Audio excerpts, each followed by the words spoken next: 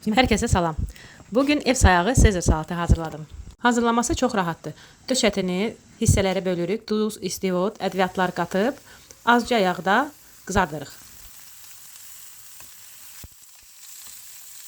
Salat üçün sousu hazırda almaq olar, amma mən özüm hazırladım.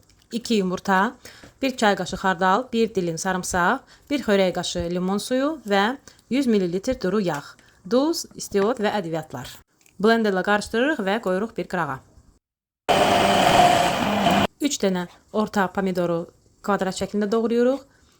3 qaynamış yumurta və qızarmış döş ətini uzun sov doğrayırıq.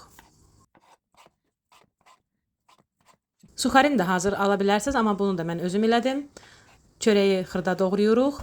Tavaya qoyub duz, istivot, ədviyyatlar qatıb qızardırıq. Hər şey hazır olandan sonra başladım salatı yığmağa. Çox sayılı xahişlərə görə bu dəfə kahıya bıçaq vurmadım, əllə doğradım, sousla qarışdırıb tayalkaya yerləşdirdim.